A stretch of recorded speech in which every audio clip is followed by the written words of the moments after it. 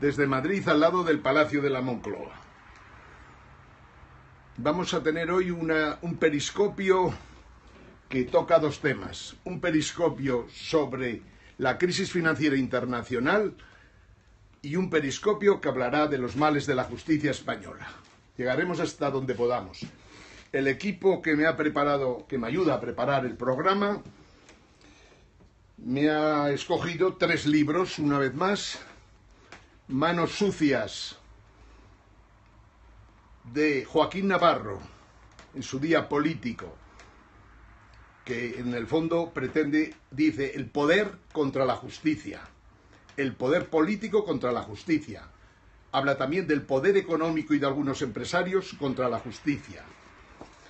El otro gran libro que nos comenta exactamente por qué en España no tenemos poder judicial constitucional independiente es de Alejandro Nietos. Lo he nombrado más de una vez. El desgobierno de la administración judicial. Y un libro genial que por más vueltas que le des nunca te cansa es El traje nuevo del banquero, de Anat Ahmadi y otro autor, pero en realidad es Anat la gran autora de este libro, que pone a los banqueros en su sitio. Mi equipo dice que lo que tenemos que conseguir con este periscopio es informar por descontado, formar a la gente sobre todo en temas económicos. Siempre es más sencillo entender el mundo de la política. Y también dice que no basta solo con plantear problemas, sino que hay que discutir y debatir sobre cómo se podría resolver la crisis monetaria internacional y quiénes tienen capacidad para poder resolverla a lo ancho y largo del mundo. Tras un tema de esta importancia, lo ideológico cuenta sin lugar a dudas. Y por lo tanto, así como en el 1945 Keynes salvó al capitalismo, en estos momentos no existe ningún Keynes que pueda salvar la situación en la que nos han colocado las prácticas del neoliberalismo salvaje que ha imperado en Europa los últimos 30 años.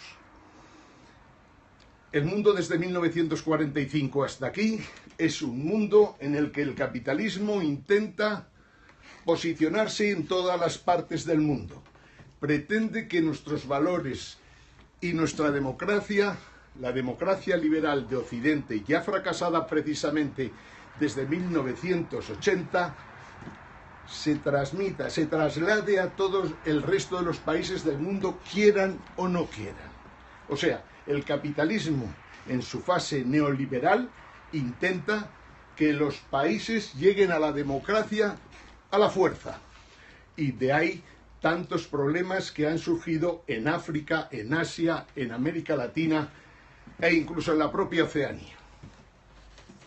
Bien, este verano hemos hablado montones de veces. Solo tenéis que echar marcha atrás, buscar en Periscope Ángel Gimeno Marín, en YouTube, en Facebook, en Twitter, y encontraréis explicaciones para todo. En nuestra opinión, el neoliberalismo fracasa sobre todo porque comete 2 o 3 errores impresionantes. El uno, y no me cansaré de repetirlo, los mercados se regulan solos. Falso. El segundo, que cuando los mercados, por lo que sea, de lo que sea, materias primas, acciones, obligaciones, deuda soberana, cuando los mercados, desgraciadamente, tienen movimientos alcistas o bajistas, o simplemente burbujas, los mercados terminarán resolviéndolo. Falso también. Hay una cosa muchísimo más grave de esta fase del capitalismo, y es que la tecnología de la información y de la comunicación no la sabe utilizar el neoliberalismo para seguir consiguiendo los beneficios que conseguía en el pasado. Es muy importante esto. Si el neoliberalismo es incompatible con el libre mercado, porque la tecnología de la información que se ha desarrollado impresionantemente es incompatible con el mercado, se encuentra que son incapaces de capturar los beneficios que producen las nuevas tecnologías, la robótica, la inteligencia artificial, etcétera, etcétera. El neoliberalismo ha cometido grandes problemas. Ha provocado desigualdad cuando ha intentado resolver algunos, pero en estos momentos estamos, por decirlo de alguna manera, partiendo de cero. Y por eso yo intento que conozcamos con claridad quién corta el bacalao en el mundo, quién sabe, quién conoce cómo funcionan los mercados financieros y quién tiene los datos necesarios para poder ponerlos sobre la mesa para tratar de resolverlos. Hemos dicho muchas veces que hay que contar con la gente de New York y Washington, y alguno más, pero fundamentalmente ellos. Hay que contar con la City londinense. Una vez más, insisto, en la City hay 360.000 personas, 360.000 cerebros que saben como pocos lo que ha ocurrido estos últimos 30 años. Y saben como pocos lo que está viviendo la City desde 2008 con la caída de Lehman Brothers. Como pocos saben lo que pasa en el mundo por una razón muy simple, porque prácticamente el 35% de las operaciones financieras del mundo se realizan en la City. Luego tenemos que contar con la City y tenemos que contar con Estados Unidos, para empezar a hablar. Sigamos viendo necesidades que tenemos y qué es lo que está ocurriendo en estos momentos en los que el Brexit supuso un cambio importante, pero no para los temas básicos. El Brexit para algunos supone un riesgo, para otros es un motivo de alegría. En mi opinión, allá donde se juntan 360.000 personas inteligentes con sustancia gris mayor del 50% que la media, es imposible no contar con esos señores y, por descontado, legisle lo que legisle la Unión Europea, nunca se podrá permitir el lujo de prescindir del Reino Unido. Yo creo que ni los propios dirigentes del Reino Unido dan la impresión a veces de saber lo que tienen. Desde luego, Cameron fue un pequeño desastre, Osborne igual, Blair parecido, etcétera, etcétera, etcétera. Sin embargo, volviendo otra vez a la City es un mundo dentro de Inglaterra. Es un mundo que, como sabéis, está en torno al Banco de Inglaterra y a la Catedral de San Pablo, que está al lado de la Torre de Londres, y que llega incluso a Canary Wharf. La City es impresionante, como os he dicho muchas veces, entre otras cosas, porque las iglesias más importantes de Inglaterra están allí, son 5 y se puede formar con ellos una cruz, mejor dicho, una estrella espectacular, que en el fondo nos sugiere que la City se parece muy mucho a Washington. Se parece muy mucho al Washington de los padres fundadores de la democracia americana. Se parece mucho porque en el fondo tenían la misma ideología unos y otros. Los que piensan, como en España, gente de Barcelona, gente de Madrid, como la presidenta de la Comunidad de Madrid, que se puede quedar un cachito de la City, como decía ayer Ángel Gabilondo, demuestra que es una pobre señora con muy poquitos conocimientos, con muchos planes porque cada día presenta uno distinto, pero con ningún proyecto para Madrid, que indudablemente está degenerando desde que ella está de presidenta. Seguiremos hablando de esto por descontado, porque hay que hablar por qué es tan importante la City, pero pasemos por un momento por el periodismo español. Hoy hay un artículo que me decía mi directora de producción que merecía la pena tocar a fondo. Tocar a fondo el artículo de Pedro J. Ramírez nos lleva a tomar incluso decisiones. Después de analizar quién controla a los directores de los medios de comunicación y televisión española, después de concretar con mucha claridad quiénes son los peones que son manejados por la vicepresidenta del gobierno, mejor dicho, por la vicepresidenta en funciones del gobierno, está claro que visto lo visto a lo largo de estos meses, en el que los personajes a las órdenes de la vicepresidenta y los personajes que teóricamente son amigos de Mariano Rajoy han emprendido una batalla unos contra otros que se va a cargar el Partido Popular para siempre, lo que será bueno para España. Hace unos años os decía, echadme una mano, tenemos información, conocimientos, sabemos cómo va a evolucionar el mundo, sabemos cómo va a ir la globalización, sabemos perfectamente cómo va a ir la robotización, la inteligencia artificial, las tecnologías cuánticas. Sabemos perfectamente todo lo que va a pasar en el mundo y, por lo tanto, tenemos que utilizarlo para mejorar la situación en España. Si nos echáis una mano, echaremos a Rajoy de la Moncloa como echaremos a la vicepresidenta, que en algún momento ha pensado en sustituirlo. Utilizar el poder como forma de posicionarse uno, eso también es corrupción. Y nosotros, un país de 46 millones de habitantes, no podemos permitir bajo ningún concepto que un par de personajes pongan en peligro el futuro de España. Como os decía, igual que pedí en su día para echar a Zapatero, echarnos una mano y nosotros conseguiremos, difundiendo información, sacar a Mariano Rajoy de la Moncloa y, por descontado, a la vicepresidenta, o mejor dicho, es vicepresidenta en funciones del gobierno. Volvemos a nuestros temas, como decía, las preocupaciones que se observan en el mundo. Dijimos, el neoliberalismo nos ha dejado como postre 555 billones de euros en derivados.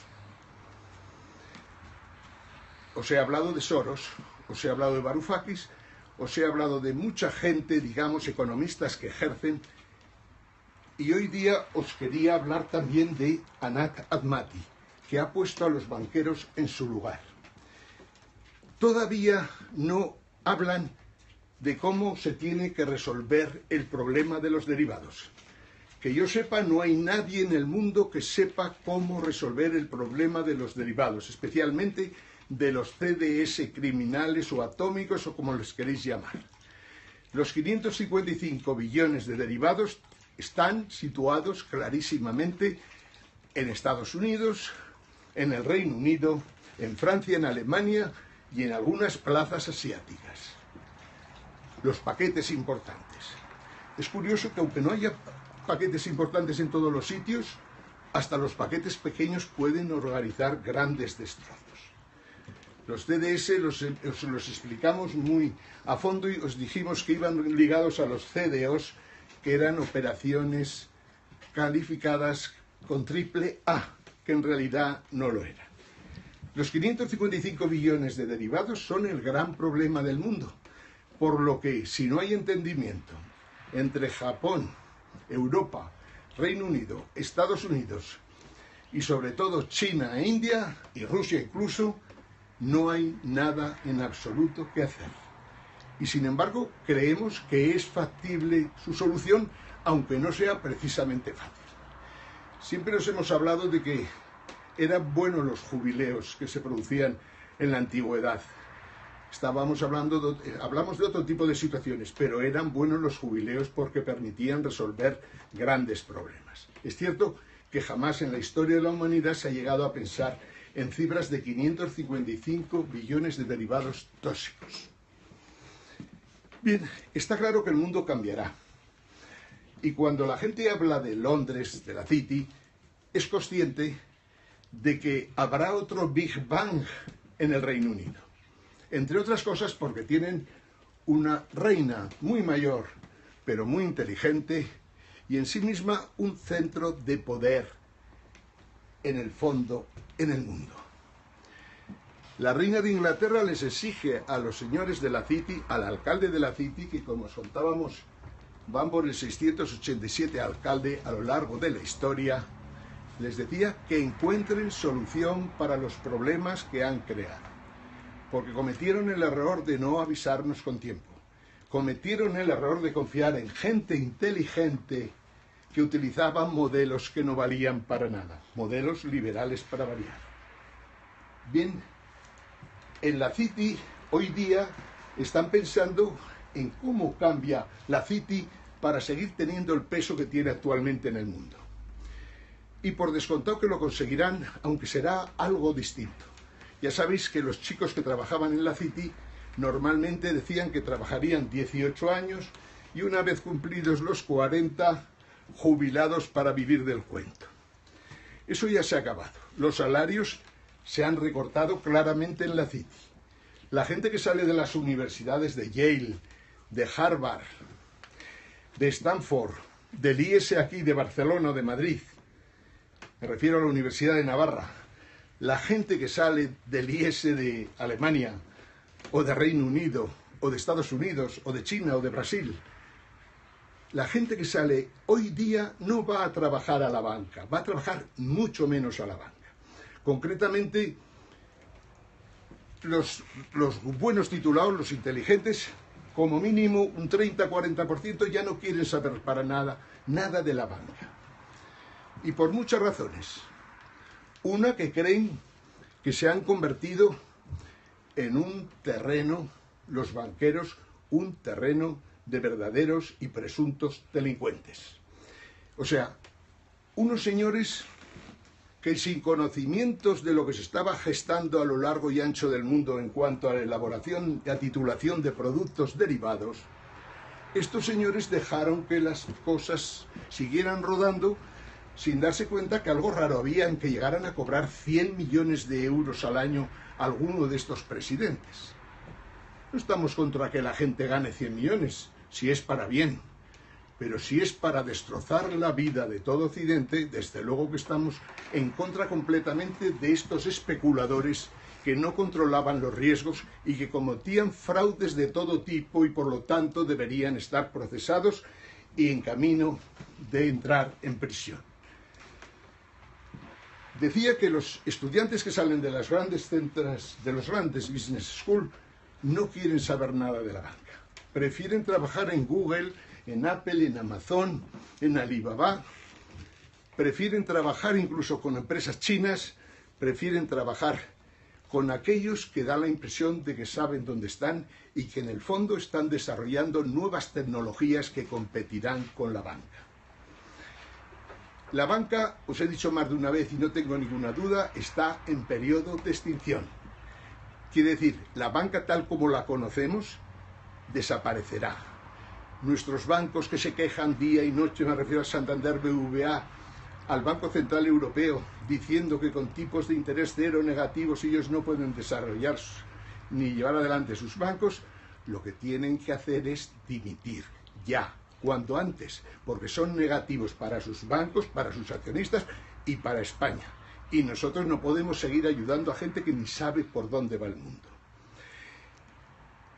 Me están pidiendo ya que corte. Pero vamos a ver dos cositas más. Hoy estaba diciendo que en España, dice Antonio García Trevijano, por ejemplo, que teme que haya un fraude electoral si hay terceras elecciones. Y también, como siempre, está en contra de cualquier modificación de la ley electoral que prime a uno solo de los contendientes. Antonio García Trevijano va a dar una conferencia próximamente allá en Andalucía y merece la pena que vayáis a escucharlo porque siempre dice cosas interesantes. España está claro que no funciona. No funcionan nuestros políticos, lo han hecho muy mal. Algunos de ellos han intentado, como decíamos antes, controlar la prensa de todo tipo y variedad. Nuestros periodistas no funcionan. El 80% de las columnas que se escriben en España no valen dos gordas. Hay mucho periodista que ha perdido el valor para atacar aquellos casos de corrupción que sangran a España. Y les pedimos a todos y cada uno de ellos que luchemos por conseguir que en España vuelva a haber justicia. Al decir justicia, quiere decir justicia independiente, una justicia que pague a sus jueces, una justicia que no sea elegida por partidos políticos corruptos o no corruptos. Tenemos que luchar contra eso. También tenemos que luchar y ayudar a todos aquellos que sufren persecución en televisiones, periódicos, radios, como Jesús Tintora, como Berlín, como tantos otros, como yo mismo, que hemos sido vetados en las televisiones de este país sencillamente porque a empresarios del mundo de la construcción o a gobiernos dirigidos por la vicepresidenta consideran que no podemos decir en las televisiones lo que consideramos conveniente. Es una petición seria echar una mano en este periscopio, defender la libertad de prensa y la libertad de expresión. El periodista que no defiende la libertad de expresión no es periodista y es mejor que se dedique a trabajar poniendo Coca-Colas en los restaurantes de la playa. Mucho más querría hablar hoy de la justicia.